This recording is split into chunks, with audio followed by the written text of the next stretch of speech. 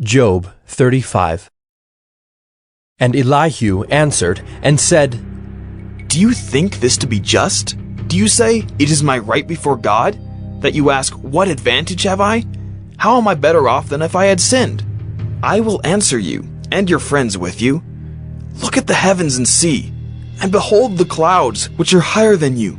If you have sinned, what do you accomplish against him?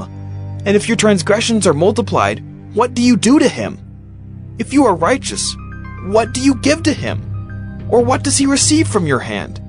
Your wickedness concerns a man like yourself, and your righteousness a son of man. Because of the multitude of oppressions, people cry out. They call for help because of the arm of the mighty. But none says, Where is God, my Maker, who gives songs in the night, who teaches us more than the beasts of the earth, and makes us wiser than the birds of the heavens? There they cry out, but he does not answer, because of the pride of evil men. Surely God does not hear an empty cry, nor does the Almighty regard it. How much less when you say that you do not see him, that the case is before him, and you are waiting for him. And now, because his anger does not punish, and he does not take much note of transgression, Job opens his mouth in empty talk. He multiplies words without knowledge. Job 36. And Elihu continued and said, Bear with me a little, and I will show you, for I have yet something to say on God's behalf. I will get my knowledge from afar, and ascribe righteousness to my Maker. For truly, my words are not false. One who is perfect in knowledge is with you. Behold, God is mighty, and does not despise any.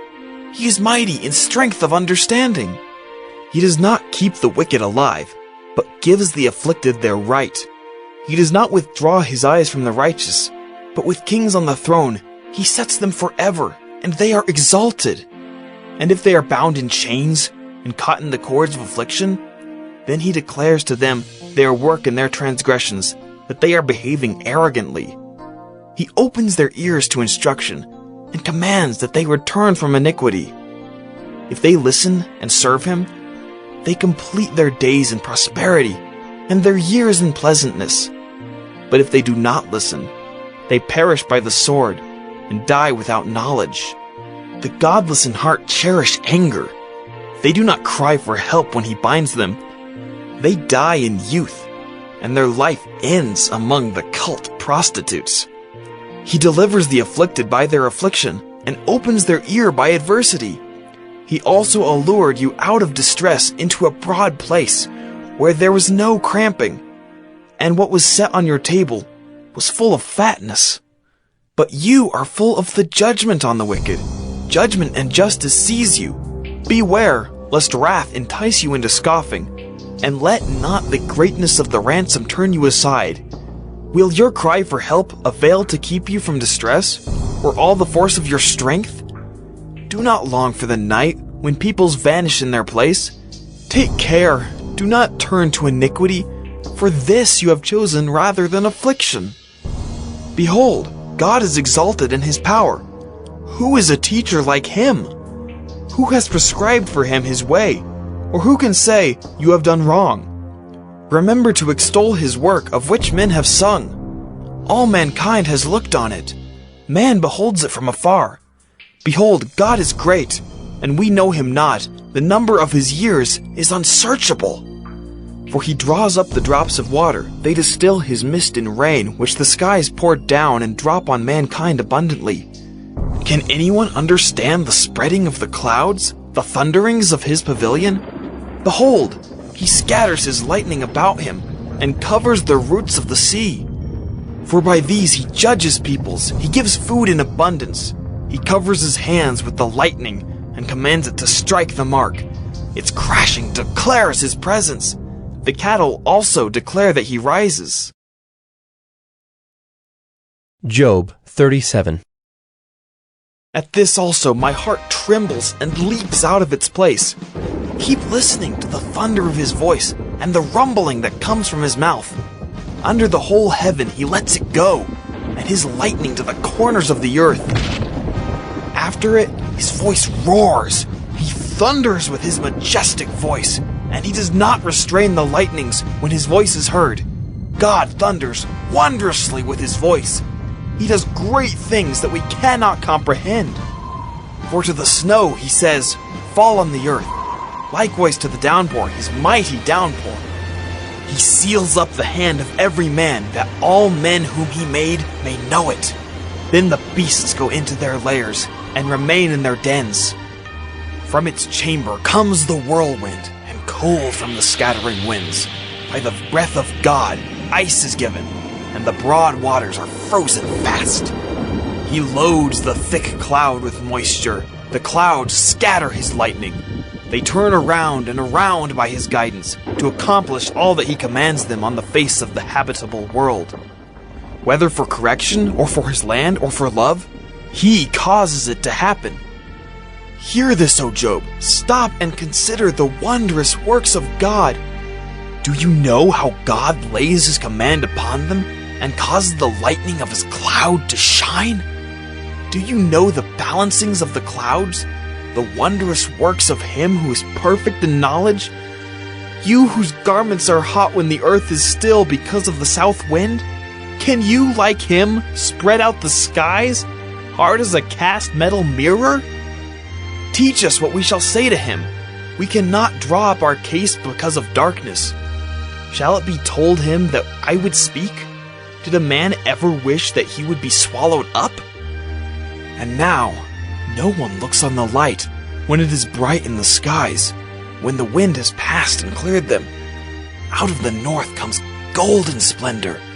God is clothed with awesome majesty. The Almighty, we cannot find him. He is great in power.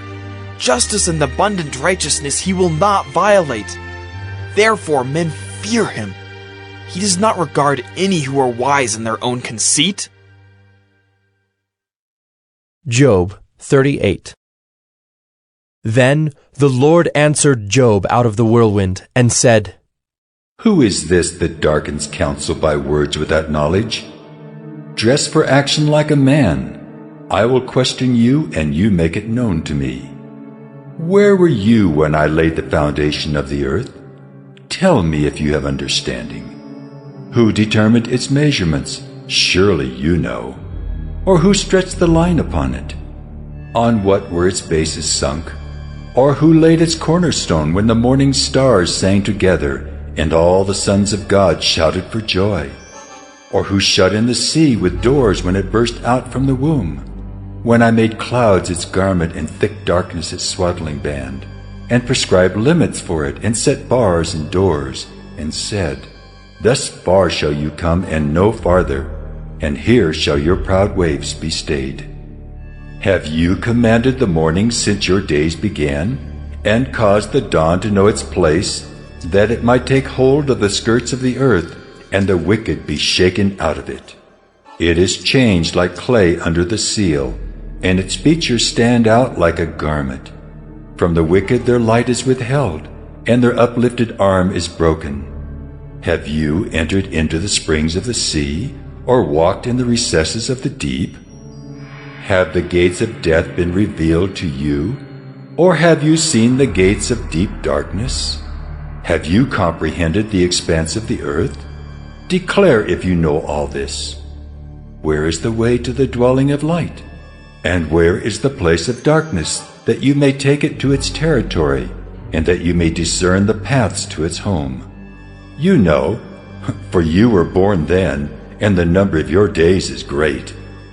Have you entered the storehouses of the snow, or have you seen the storehouses of the hail, which I have reserved for the time of trouble, for the day of battle and war? What is the way to the place where the light is distributed, or where the east wind is scattered upon the earth?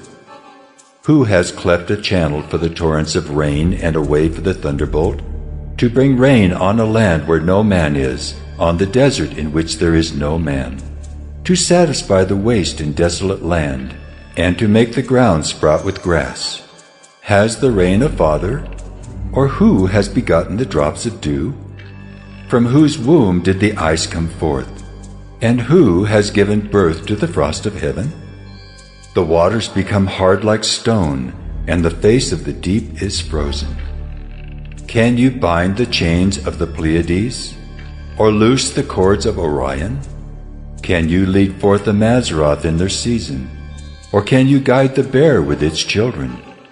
Do you know the ordinances of the heavens? Can you establish their rule on the earth? Can you lift up your voice to the clouds that a flood of waters may cover you? Can you send forth lightnings that they may go and say to you, "Here we are"? Who has put wisdom in the inward parts, or given understanding to the mind? Who can number the clouds by wisdom? Or who can tilt the water skins of the heavens when the dust runs into a mass and the clods stick fast together? Can you hunt the prey for the lion, or satisfy the appetite of the young lions when they crouch in their dens or lie in wait in their thicket? Who provides for the raven its prey when its young ones cry to God for help and wander about for lack of food? Job 39. Do you know when the mountain goats give birth? Do you observe the calving of the does? Can you number the months that they fulfill? And do you know the time when they give birth? When they crouch, bring forth their offspring, and are delivered of their young. Their young ones become strong. They grow up in the open. They go out and do not return to them. Who has let the wild donkey go free? Who has loosed the bonds of the swift donkey, to whom I have given the arid plain for his home, and the salt land for his dwelling place? He scorns the tumult of the city. He hears not the shouts of the driver. He ranges the mountains as his pasture, and he searches after every green thing. Is the wild ox willing to serve you? Will he spend the night at your manger? Can you bind him in the furrow with ropes? Or will he harrow the valleys after you? Will you depend on him because his strength is great? And will you leave to him your labor?